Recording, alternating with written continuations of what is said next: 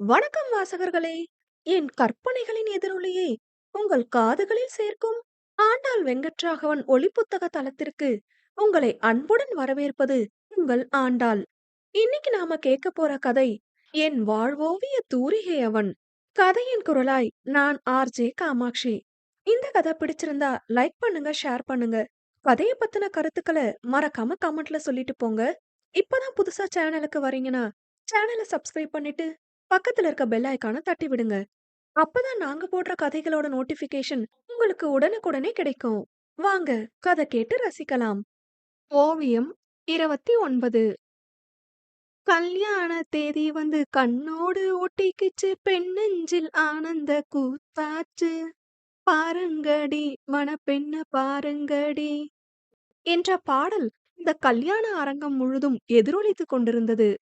மாடியில் இருந்த மணப்பெண் அறையில் தனது அழகிய ஆரஞ்சில் தங்க ஜரிகை வைத்து முத்து மணிகள் தொங்கவிடப்பட்ட டிசைனர் ரவிக்கையுடன் ஜோடி போட்டு கொண்டு பளபளத்த புடவையின் மடிப்பை சரி செய்து கொண்டிருந்தாள் மணப்பெண்ணின் தோழியான அஞ்சிலை.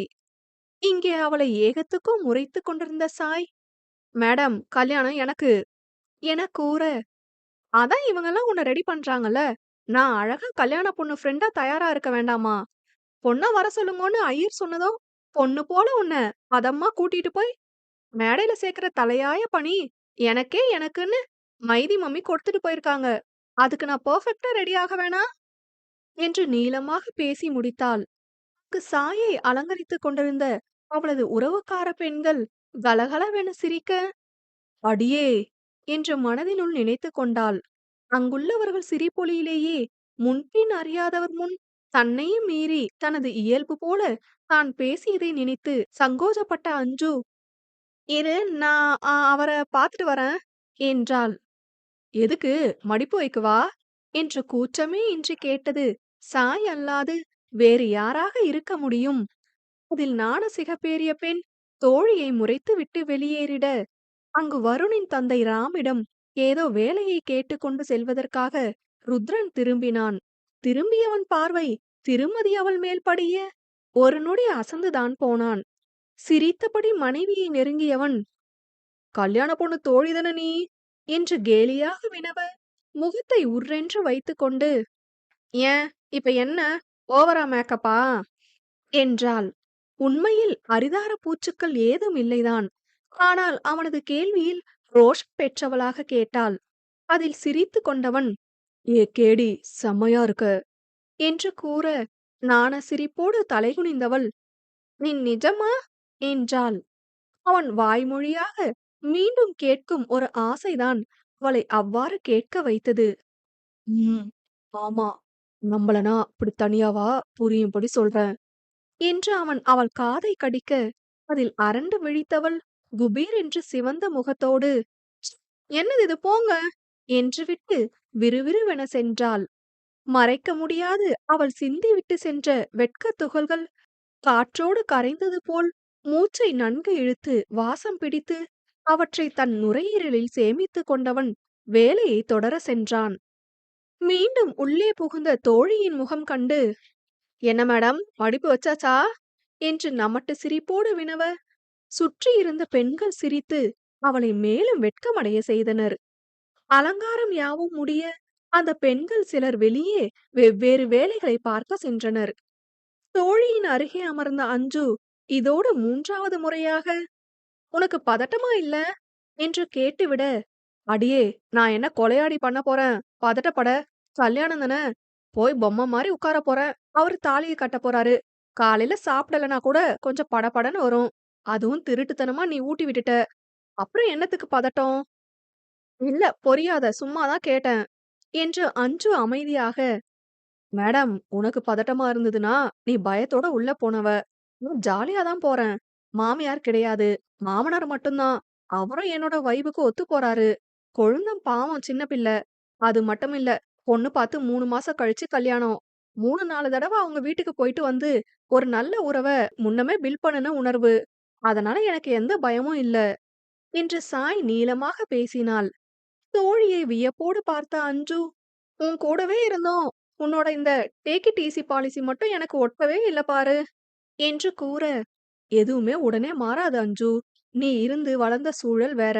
நான் வளர்ந்த சூழல் வேற. உன்னோட சிரிப்புக்கு கூட அணை போட்ட கூட்டமும், என்னோட சென்டிமீட்டர் சிரிப்பு மில்லிமீட்டர் ஆனாலே, நான் ஏதோ டிஸ்டர்ப் ஆகிட்டேனோன்னு பதறும் கூட்டமும் ஒண்ணு கிடையாது. போக போக நீயும் இந்த பாலிசிக்கு மாறிடுவ. குடும்ப வாழ்வு உன்னை அப்படி மாத்திடும். என்று கூறி சாய் சிரித்தாள். சில நிமிடங்களில் மணப்பெண்ணை அழைக்க அவளை கூட்டி சென்று மேடையில் வருண் அருகே அமர்த்தினாள். அவனவள் என்ற வட்டத்தில் நுழைந்து விட்டாலே அந்த பெண் அவனுக்கு பேரழகிதான். அதே எண்ணத்தோடு அவளை ரசனையாக பார்த்தவன் பக்கம் குனிந்தவள், அழகா இருக்கீங்க என்று கூற, எனக்கு முன்னையே முந்திக்கிட்ட என்றான். பார்த்ததும் சொல்லிடணும். உங்கள மாதிரி பேனு சைட் அடிக்கிற பழக்கம் எனக்கு இல்ல. நாங்களாம் நாசுக்கா சைட் அடிக்கிற ஆளுங்க என்று சாய் கூற, அடிப்பாவி என்றபடி அவளை பார்த்தான். மச்சான், கொஞ்சம் அந்த ஐயருக்கு மரியாதை கொடுத்து மந்திரத்தை சொல்லுடா, அவ எங்கேயும் போயிட மாட்டா என்று ருத்ரன் வருணை கேலி செய்ய, டேய் ஏன்டா என்றபடி அவனை பார்த்தவன் தன் மாலையை சரிசெய்து தன் சங்கோஜத்தை சமாளித்துக் கொண்டான். மந்திரங்கள் ஓதப்பட்டு மஞ்சள் கயிறு வருணிடம் நீட்டப்பட அதை வாங்கியவன் அவள் கண்களை பார்த்தபடி, ready to share your life with me என்று ஆசையோடு வினவ, இல்லன்னு சொன்னா விடவா போறீங்க, கட்டுங்க என்று நமட்டு சிரிப்போடு கூறினாள். அடி போடி என்றவன் அவள் கழுத்தில் திருமாங்கல்யத்தினை கட்ட, சம்மதம் சம்மதம் என்று அவனை குளிர வைத்தாள். அந்த அழகிய தருணம் புகைப்பட கருவிகளில் அழகாக பதிவாக, மேலும் சடங்குகள் முடிய புகைப்படம் எடுத்துக்கொள்ள துவங்கினர். வருணும் சாயும் எடுத்துக்கொண்டதை விட சாயும் அஞ்சுவும் எடுத்துக்கொண்டதே ஏராளம் எனும் அளவு புகைப்படங்கள் எடுத்து தள்ளினர். இவர்களை பேவென வேடிக்கை பார்த்து கொண்டிருந்த நண்பனை கண்டு சிரித்த ருத்ரன், மச்சி என்க, நல்ல வேளை என் பொண்டாட்டி பொண்ணா பிறந்துட்டா மச்சி, பையனா மட்டும் பிறந்திருந்தா உன் பொண்டாட்டியே தூக்கிட்டு போயிருப்பா என்றான். அதில் வாய்விட்டு சிரித்த ருத்ரனின் தோளில் கை போட்டவன், என் தலையெழுத்து உன் கூட தான் எடுக்கணும்னு இருக்கு, வா நம்ம போட்டோ எடுத்துப்போம் என்க, ரொம்ப தாண்டா அழுத்துக்கிற என்று ருத்ரனும் சிரித்தபடி அவனுடன் புகைப்படங்கள் எடுத்துக்கொண்டான். போனால் போகிறது என்ற பாணியில் தோழியை விட்டு வந்த சாய் வருணுடனும் எடுத்துக்கொள்ள, மனைவியின் கரம் பற்றி இழுத்த ருத்ரன், மேடம் கொஞ்சம் புருஷன் கூட ஒன்னு எடுக்கிறது எனவும் சிரித்தபடி, முடியாது முடியாது என்றாள்.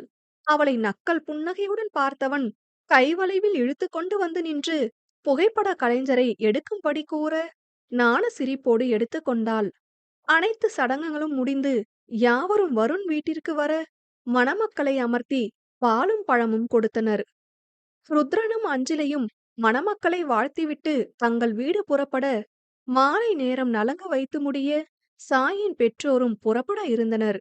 ஒற்றை மகளாக பாராட்டி சீராட்டி வளர்க்கப்பட்ட பெண் இன்று வேறொரு குடும்பத்தின் அங்கமாக நிற்பதைக் கண்டு ஆனந்த கண்ணீர் வந்த போதும் மகளை பிரியும் வழியில் வேதனை கண்ணீரும் வடிந்தது. அத்தனை நேரம் சிரித்து பேசிக் கொண்டிருந்தவளது கலங்கி சிவந்த முகம் காண வருணுக்கு பாவமாகி போனது.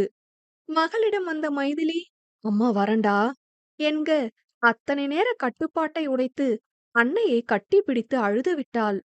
சாயின் தந்தை மாறன் கண்ணீரோடு மகளை பார்த்தபடி நிற்க, அவரிடம் வந்த வருண், மாமா நான் பாத்துக்கிறேன் என்றான்.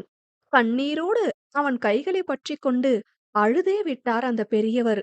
விளையாட்டு பிள்ளை மாப்பிள, பாத்துக்கோங்க என்று கூற, நான் இருக்க மாமா அவளுக்கு என்றான். பெற்றோர் இருவரையும் வழி அனுப்பியவள் கண்களை துடைத்தபடியே நிற்க, அவள் முன் வந்த திவா, அண்ணி உங்க கொழுந்த இலகிய மனசு கொண்டவன், அழாதீங்க என்று சிரிப்போடு கூறினான். அதில் ராம் மற்றும் வருண் முகத்தில் புன்னகை படர கண்ணீரை கட்டுப்படுத்தி புன்னகைக்க முயன்றாள். அவள் கண்ணீரை துடைத்தவன், வாங்க அண்ணி என்க, அவன் தலையை கோதியவள் உள்ளே வந்தாள். இரவு உணவு வேளை அமைதியாக முடிந்திட யாவரும் உறங்க சென்றனர். இதே வருணுக்கு தாயென்று ஒருவர் இருந்திருந்தால் மருமகளுக்கு 4 அறிவுரை கூறி பால் செம்பை கொடுத்து அனுப்பி வைத்திருப்பார். ஆனால் அப்படி ஒரு ஜீவன் இல்லாது போனதால் மனைவி அப்படியான எந்த ஏற்பாடுகளோடும் வர இயலாது என்றே ஆடவன் எண்ணினான்.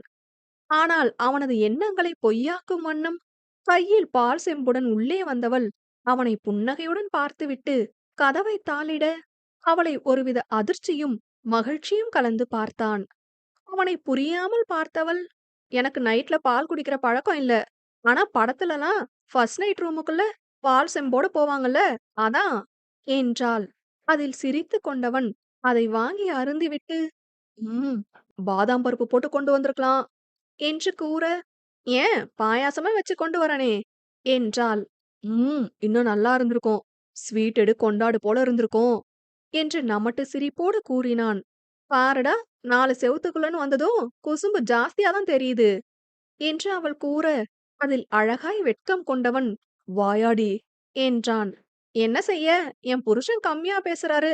அதான் அவருக்கும் சேர்த்து நான் பேசுறேன் என்று அவள் கூற, உன் புருஷனுக்கு பேச்சு கம்மி, செயல்தான் அதிகம் என்றபடி அவளை தன் கை சிறையில் எடுத்தான். அவள் வாயாடிதான். ஆனால் அவளும் பெண் அல்லவே! லேசான படபடப்பும் தயக்கமும் அவளிடமும் இருக்கதானே செய்யும். அது அவள் கண்களில் எட்டிப் பார்த்தபோதும் இதழில் புன்னகைக்கு பஞ்சம் இல்லை. பாருடா, குசுமம் மட்டும்னு நெனச்சேன்.